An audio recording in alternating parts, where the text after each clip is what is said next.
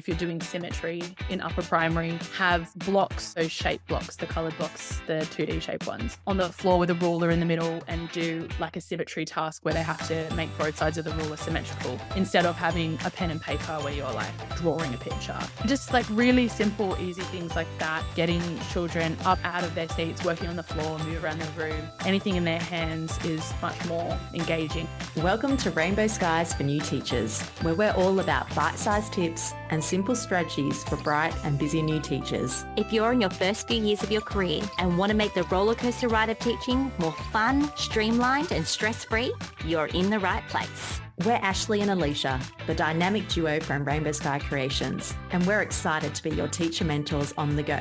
There are rainbows ahead, my friend. And together, we're unstoppable. Let's get into today's episode. Rainbow Sky Creations acknowledges the traditional owners of the land we have recorded this podcast on, the Dharawal and Whadjuk Noongar people. We pay our respects to their elders past and present and extend that respect to all Aboriginal and Torres Strait Islander cultures.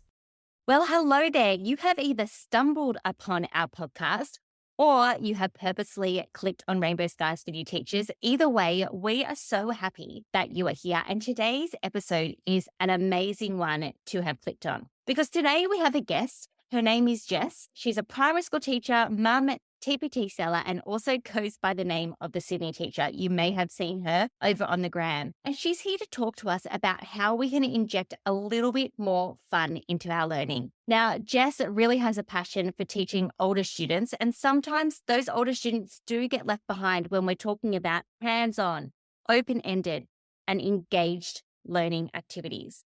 Jess is going to give you so much inspiration today in our chat. She offers lots of practical advice and different things that you can do and even places that you can go to learn a little bit more about creating cooperative and collaborative learning environments. I think you're going to love this conversation. Welcome, Jess. Hello, Jess. Hi. Tell us, let's dive straight into it to begin with. What is your teaching style? I would say my teaching style is very much hands-on, open-ended, engaging learning. Is that a teaching style? I think so. I think so. I would say if I had to choose my teaching style, they would be 3 words that I would love to describe about my teaching too. So we're very much aligned with that. I think hands-on, open learning, engaged, fun, just enjoying the learning in the classroom. Totally. That can absolutely be a learning style. So with that in mind, what is your favorite age group to teach? I really love teaching stage 3, so year 5 and 6. When I first started teaching, I started teaching year 2 and I really liked it at the time, but I ended up being on year 2 for 3 years, which I guess isn't that long, but at the time I was really itching to try something different at the beginning of my career. And I thought that I liked year 2, but then when I moved up, I was like, oh no, this is where I really love to be. Because I think my personality is I love to banter, I love to joke. And I think that the older kids and I just got on really well and had a really interesting relationship and dynamic with those kids where I couldn't really have that with the lower grade. So it was selfish. I just liked the way that my classroom flowed just with my personality. Isn't it funny? Sometimes we start out being teachers and we know what the grade we want to teach, and then we experience something else and we think, oh, I really like that. I taught with this wonderful teacher many years ago. Her name is Lucy, and she really wanted to be in the early years. And then the following year, she got offered a job. She was doing just a 1 term at our school. She was on year 1. The following year, she got offered a job, but she had to be in year 6. And she was like, I don't even know if I want to take the job because I don't want to teach year 6. Anyway, she did. She took the job. And she was the most fabulous year 6 teacher. She had those kids eating out of the palm of her hand. They adored her. She adored them. And they did the most amazing activities in the classroom. And actually, she reminds me a little bit of you because she was really about being hands-on and open-ended in her classroom activity. And that kind of brings us around to the next question. We often have lots of fun ideas and craft and lots of hands-on learning in the younger grades, and we provide loads of opportunity for those younger students to learn. And it's done so well in our younger grades, but not so much in grades 5 and 6. So why do you think that is the case? Yeah, that's a really interesting question, especially for someone who went from year 2 to year 5. I do feel like there is an assumption that you're going to teach completely differently. And to some degree, you do have to. The content is much more rigorous. there is a lot in the curriculum that you feel like you have to quote unquote get through.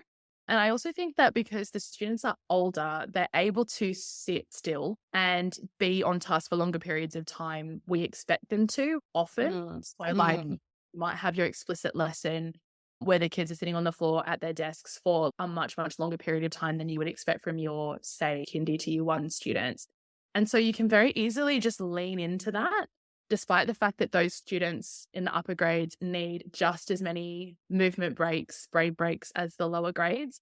So I think like the fact that they're more mature and can focus for longer periods of time just means that we take advantage of that. We don't necessarily inject moments of movement, even though we should. Yeah, that's a really good point. I remember like year after year, you get it's mainly the grade 3 teachers, and I've been a grade 3 teacher. And that first few weeks of school, they come into the staff room and they say, oh, they're just such babies because they've come up from year 2 to grade 3. But sometimes you're right. We do expect a lot of those kids as they're growing up, and they're still actually only kids at 10, 11, 12 years old. Exactly. And nothing bad is going to happen if you give your students opportunities to engage with hands-on learning and to move around the room and to discuss, to collaborate. But it does take a little bit more effort from the teacher in terms of planning and classroom management.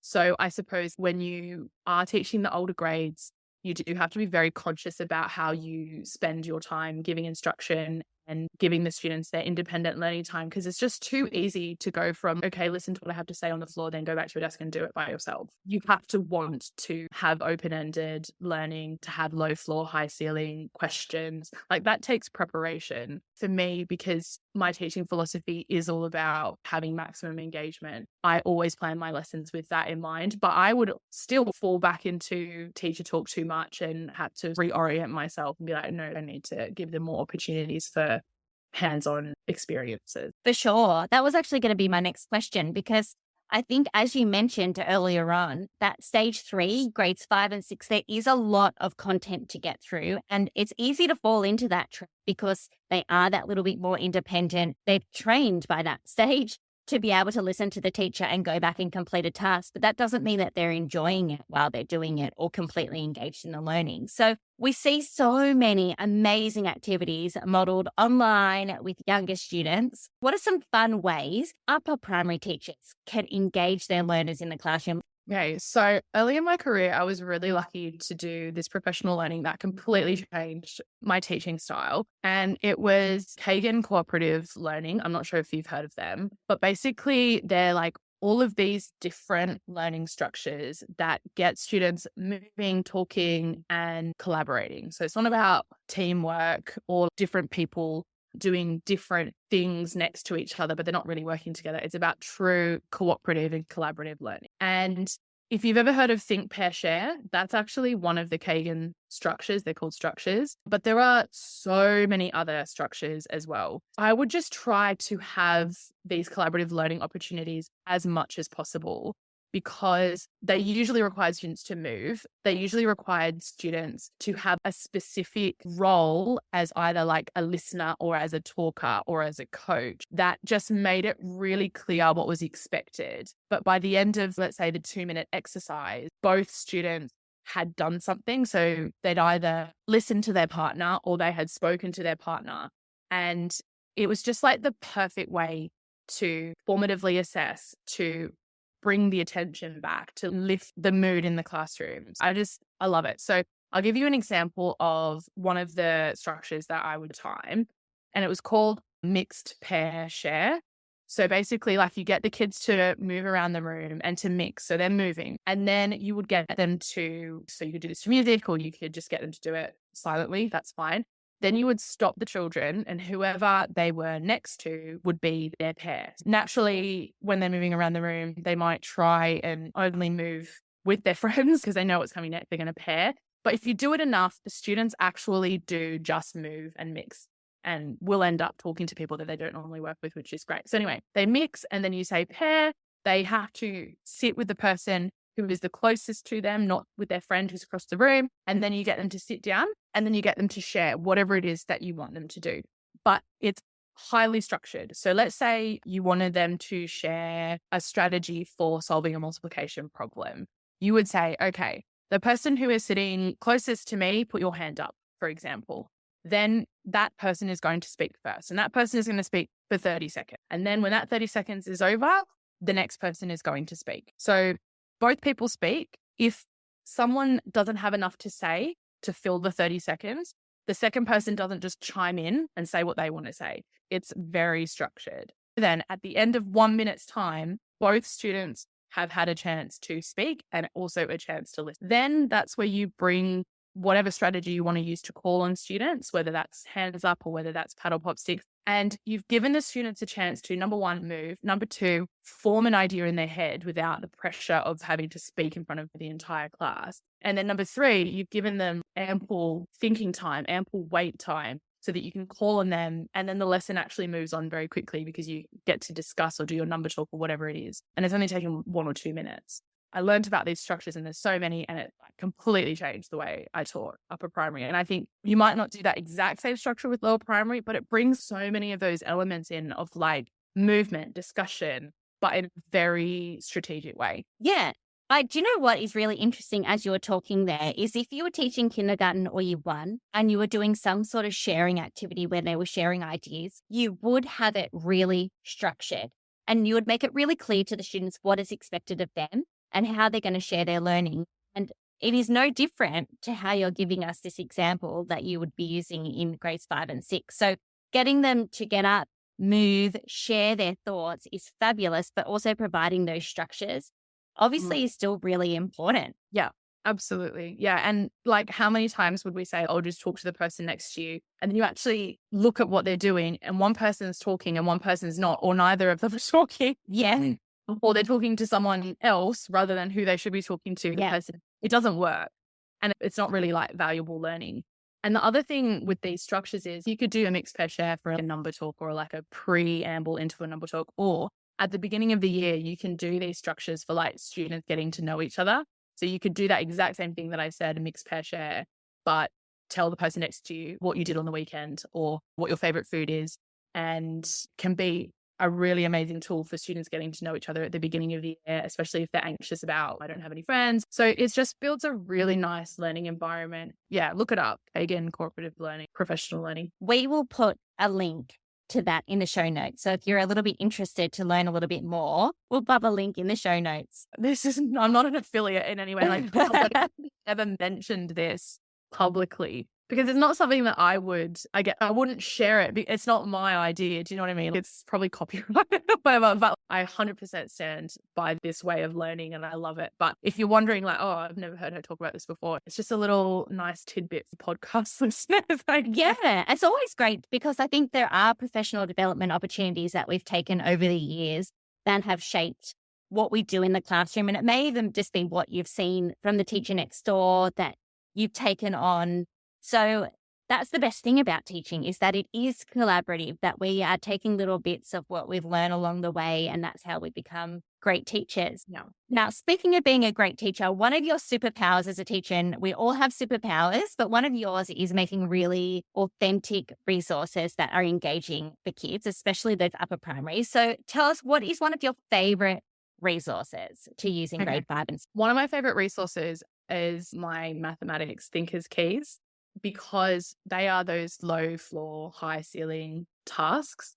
And it's just something that I've pretty much for as long as I've been teaching, and they're so versatile. You can do them for any topic. But I have this pack and I basically cover multiplication, division, fractions, decimals, and addition and subtraction. And what it is, just these questions that you can give to literally every single class, and they will all come back with something different depending on their level of mathematical confidence and ability. So this is one that you see a lot on Instagram, like as a teaching idea, but it is a thinker's key. And it is, if this is the answer, what is the question? So let's say the answer is 5. What is the question? Great warm up.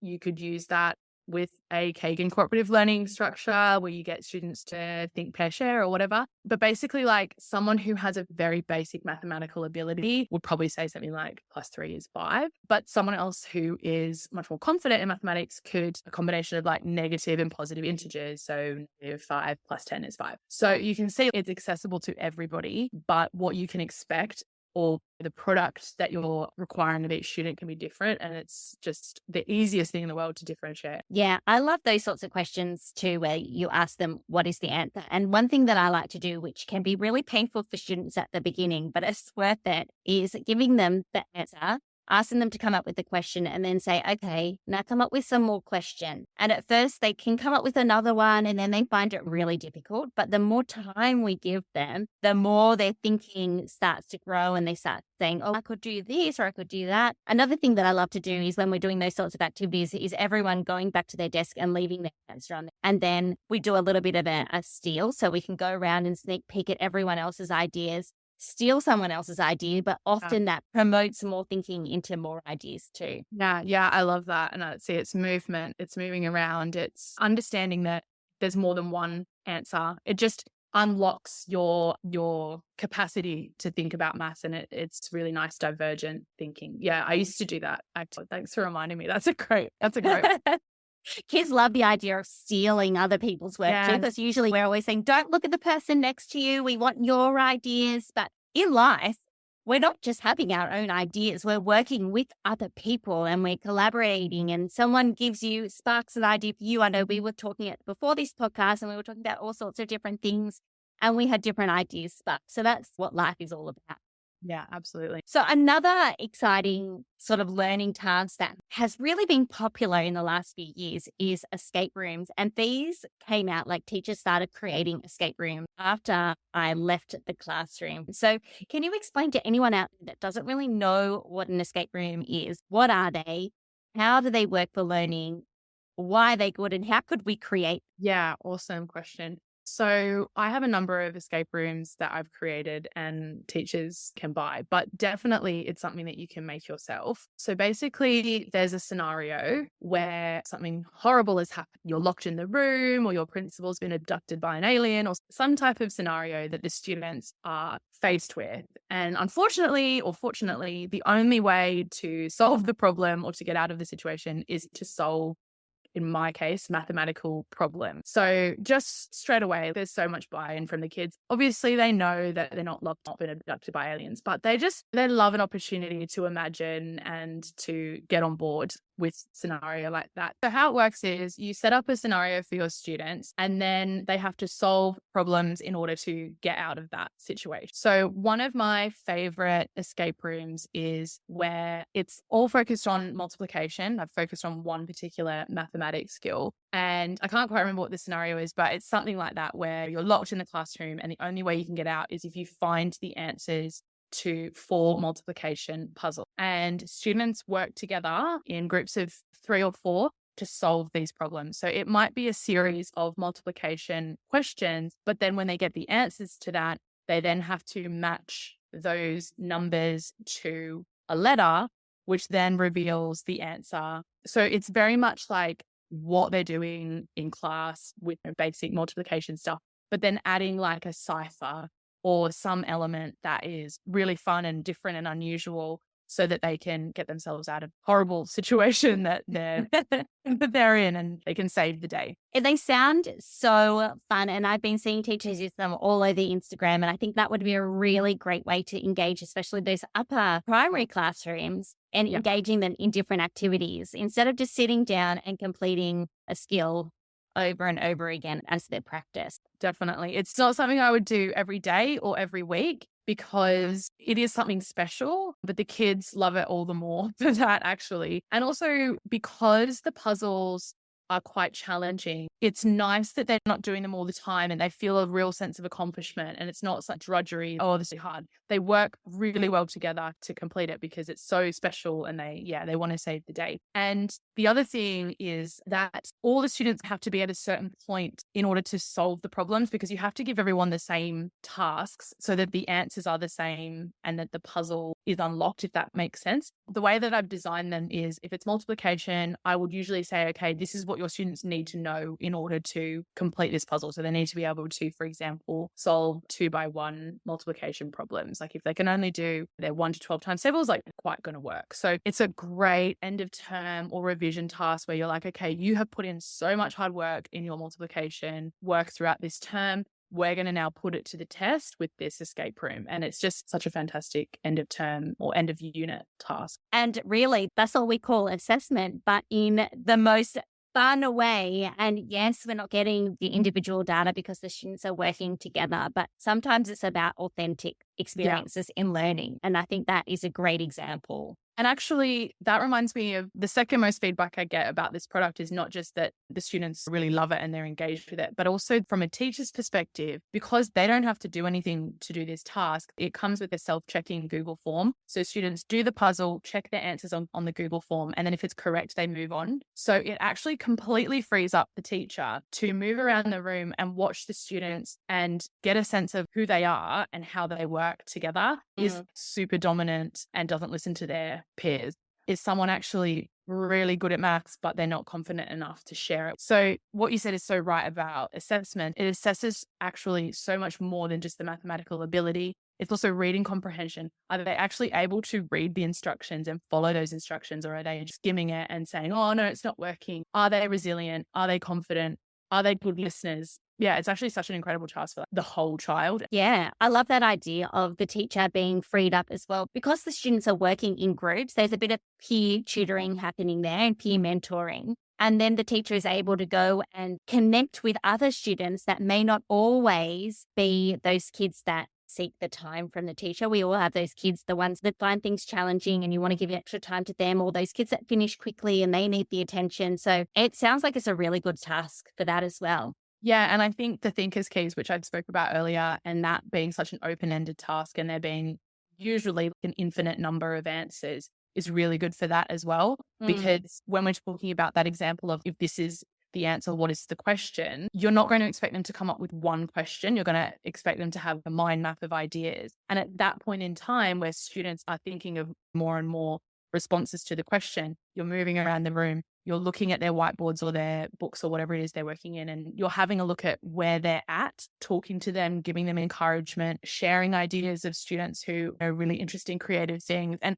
I think that is the part of my practice that I love the most, is when students are so engrossed in their learning, but I'm also really engaged with them at that time as well. I do a lot of work on the floor, even with year 5 and 6 students, so that I can move through, or they can hold up their whiteboards and show me, because I love that formative assessment, that visible learning, because that was such a huge thing at the beginning of my career as well. So I absorbed so much of that and just always having that feedback loop with my students. So yeah, the escape room is a great example of that. All those open-ended maths tasks that I love so much give so much time for you to do that as well. Because if you've taught an explicit lesson for, let's say, I don't know, 15 minutes, there's very little feedback except from students who want to give you their feedback. Love those opportunities where, yeah, you can move through your class and get a sense and have those little conversations. That's what I love about it. Yeah, I can see that you love it too, because as you're talking about it, you're lighting up. And that's amazing because everyone has got different things that they love about the job, but being able to connect with the kids, there's something so special for sure. And one thing I will note as well is I have a lot of maths resources and I'm talking a lot about math. I'm actually not very good at maths, and I'm not saying that to be humble. I often on the spot won't be able to tell you like the answer to a times table problem. I have this ingrained lack of confidence, but I think what makes me a really good maths teacher is that I understand exactly where a student is going to struggle, because I have those struggles as well. It doesn't come supernaturally to me. We all know those lecturers that we had at uni that were really good at something but terrible at explaining it. If you're really inherently good at maths, if that's even a thing, or you feel confident with maths, can you truly empathize with people who cannot? So I feel like I'm in the best position as someone who's not super confident with maths or who didn't have really good maths fluency growing up to be able to empathize and give students the support that they need. So I don't want people to think, oh, obviously she's good at maths or whatever. That's why I've created these resources. It's actually the opposite. I need a real step-by-step guide when I'm teaching maths. So my resources that I create for my students and that I sell always have a really good range of levels because I need those levels myself. Yeah, I think that is a great thing to touch upon. And this is fabulous for new teachers because this is one thing we hear so much, especially about maths, is they say the content is hard for me too. But we then can look at the content and we know how we could break it down to make it easier for ourselves. So therefore, it's going to make it easier to explain it to the kids. So really having struggles or having something that doesn't come super easily is really a gift. My dad is a maths teacher, funnily enough, and he's one of the best teachers that I've ever met. He's got a real gift for teaching. He's not the world's best mathematician. And I'm sure that there's lots of students that he's taught over the years in that 4-unit maths, the highest maths you can do in high school, that are better maths than him. But the skill he has that makes him so great is the ability to be able to break it down and connect with the students.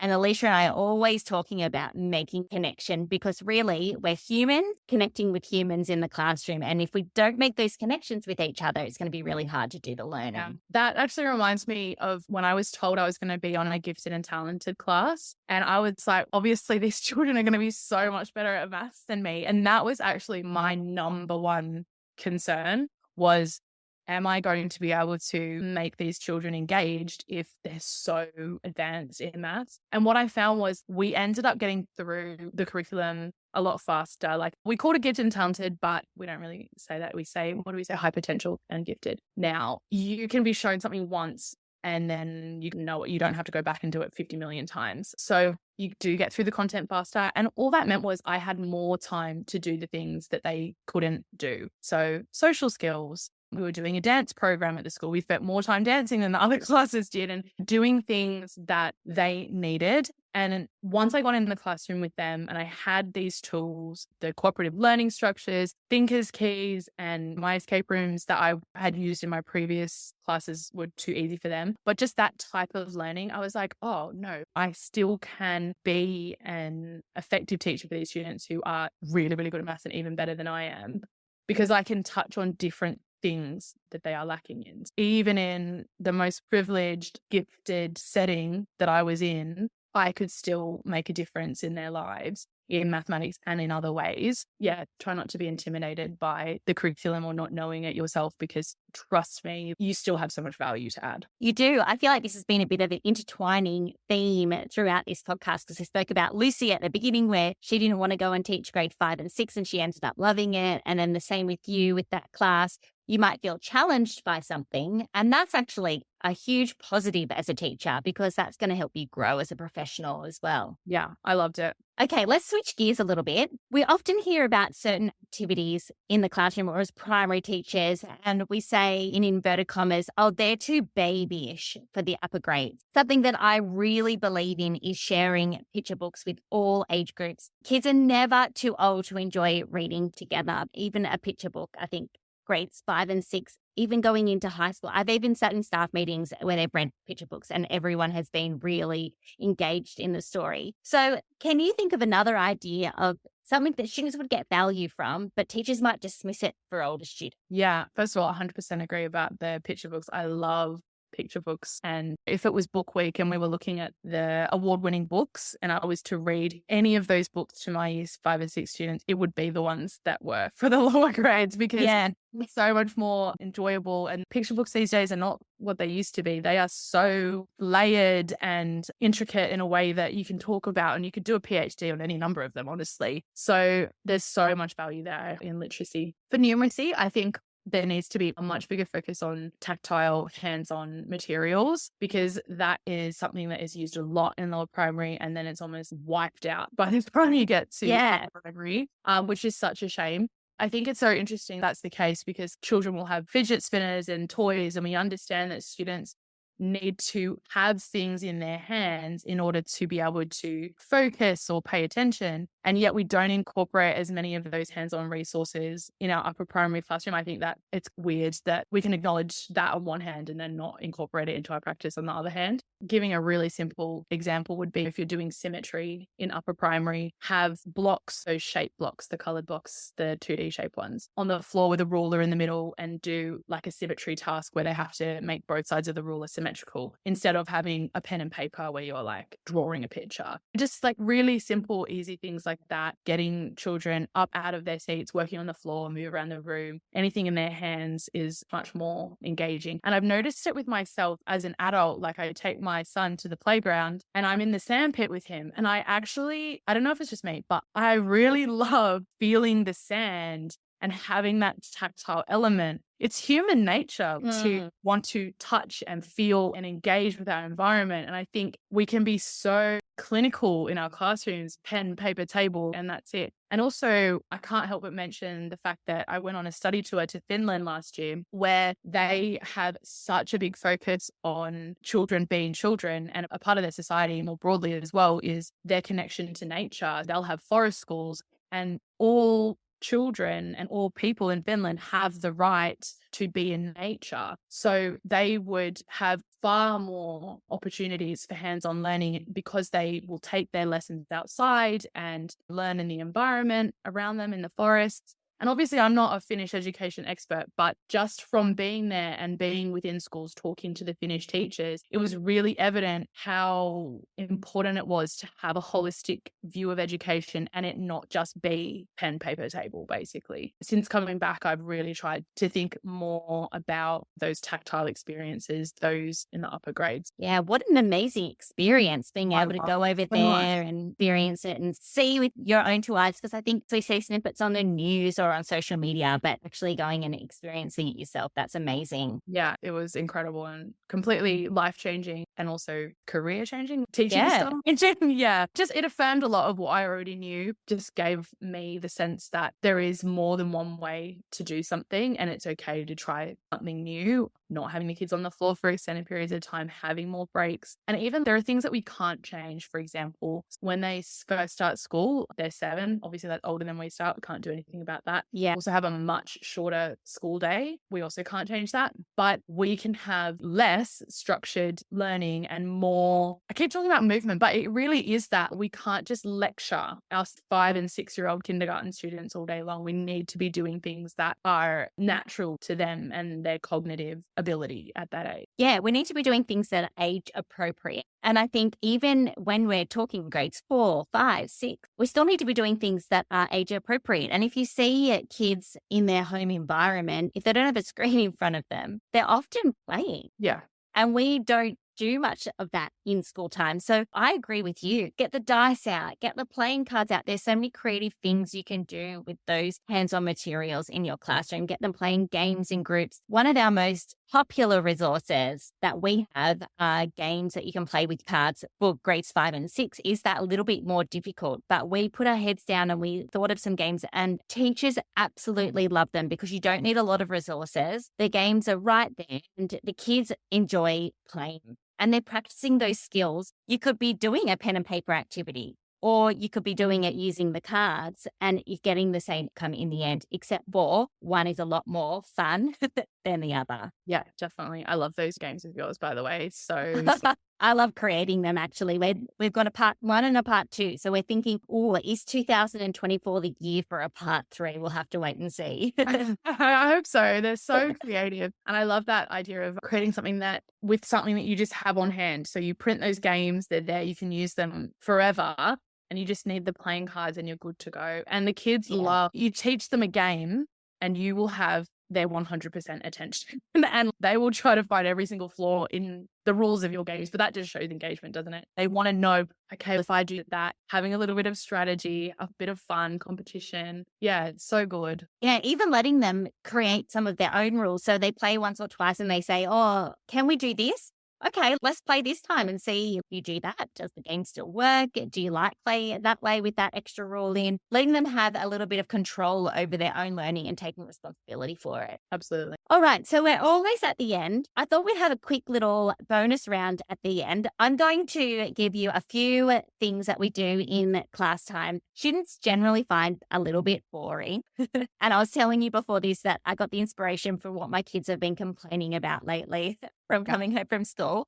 And can you give us a suggestion of how we could maybe spruik it up and make it a little bit more fun in our classroom? Sure. Okay, so the first one is rote learning times table. So I actually have a product that is all about this actually. And it's actually interesting, like even the children in my gifted class needed to be a little bit more fluent with their times tables, and adding a timed element, they just loved it. So they would time themselves, and then at the end of the week, they'd time themselves again after practicing. It's literally like a 2-minute thing. It can be longer if you're not as good, but just trying to beat the clock to improve your time. They absolutely love that. And then, yeah, doing those thinkers keys. If this is the answer, what is the question? But using times table facts, because that can also help with factors as well. So if it's like, if this is the answer, let's say 12, how many different multiplication problems can fit with that? Obviously, there's a finite amount, but then you can lead that into other elements of fractions, whatever else as well. Just making it timed or having a semi-open-ended task that they can put their multiplication problems to the test. Fabulous. Okay, what about repeated practice the skill that might traditionally have been a worksheet? Do you want me to give you an example? Yes, please. Okay. I did a casual day on a year 6 class, and they had to do adding fraction, and the teacher left 20 problems for them to do. They were on the board and they had to sit down, write them in their book and complete them. What's a more fun way we could have done it? So I love using playing cards, and we are just talking about that before. It really depends on if they can add fractions with different denominators, because obviously you can't just use any cards if they can't do that. If they couldn't do half plus a quarter because they had different, this might not work. But basically I have my set of cards, my partner has their set of cards, and we have our own problems to work on. And then whoever has the greatest or the biggest answer gets to keep all the cards. That's actually super hard though, because then you would have to compare your fraction answer with their fraction answer. And if they have different denominators, that's really hard, but that's super challenging actually. That was just off the top of my head. But I love using cards and having that element of chance. You could do the same with dominoes. You could keep the same denominator. So you could have, let's say the denominator is 8, and then you roll the dice to find the numerator so that at least you're comparing or adding with the same denominator. And then the person who has the highest answer at the end gets a point, let's say. Yeah, I just love any dice card partner. Does that sound more fun than worksheet? Yeah, it's way more fun. I was even thinking they could have a whiteboard and they could put the denominator on the whiteboard and then answer the question that may be up on the board that the teacher wanted them to answer, but choose a card to represent that answer. Look at your partner, see if you've got the same, compare, and do another one. It doesn't have to be the most complicated of things. It can be really simple, which I think is what you're trying to say here. Yeah, I love games like that. And I would like to think I would never give my students 20 adding or subtracting fractions. It happens sometimes, and depending on the day, maybe that is the right thing to do. Yeah. Okay, the last one is homework. This has been a big topic on our Instagram of late. I made a story about homework and teachers have got opinions left, right and centre. But I have a strong opinion about homework. I'd love to hear what you think we could do to make homework a little bit more fun. Yeah, this is something I've thought a lot about because I don't like homework either. And in the school that I currently teach at is a low SES area, and homework is so low on the priority list for families that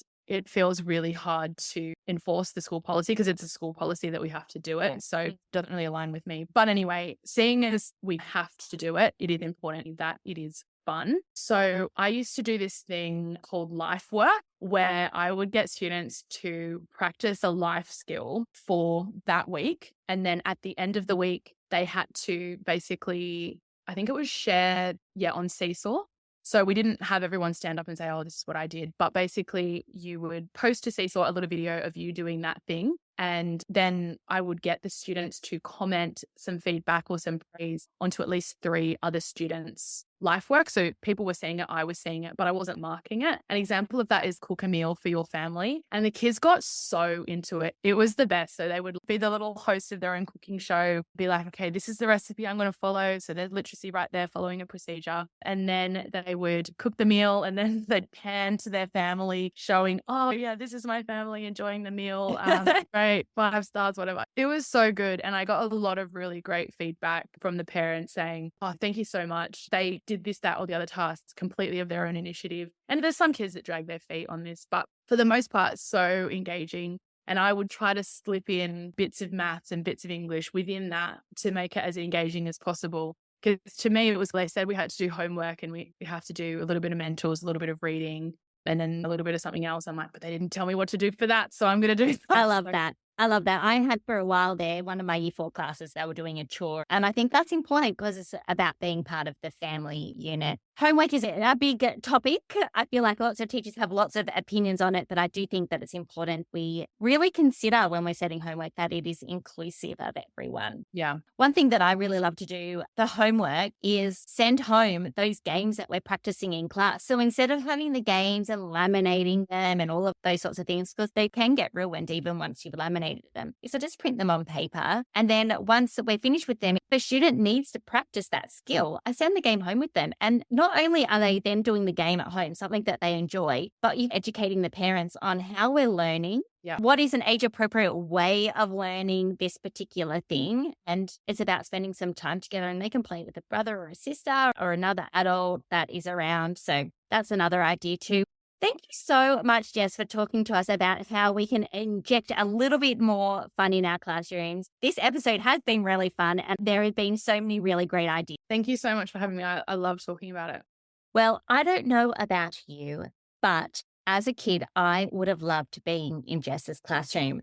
She offered so much valuable insights and tips on how we can create more hands-on learning environments for our students that are collaborative and involves movement around the classroom. And that's so important. I don't think as humans we're designed to sit down all day, and sometimes we have expectations of our students that we wouldn't even want to have as adults ourselves. So thank you, Jess, for being so generous with everything that you have shared with us today. I really love the ideas of thinker's keys and escape rooms and working together to solve problems and just creating those connections in the classroom so kids can learn, but also have fun doing it. If this is your first time listening to Rainbow Skies for New Teachers, I hope you loved it. If you are a long-time listener, welcome back. Thank you so much for joining us. We would love if you could take just a few minutes to write us a review or leave us a rating. That means so much because it gets the podcast out there to more people. If you're on your way to school or you're on a walk or you're doing the housework or even hanging up artworks in your classroom, take a screenshot and share it on social media and tag us because we would love to see where you are listening to this podcast from at Rainbow Sky Creation. Is us at the end of those DMs. So we will make sure that we answer each and every one of them. Until next week, we will be back with fresh new content. There are rainbows ahead,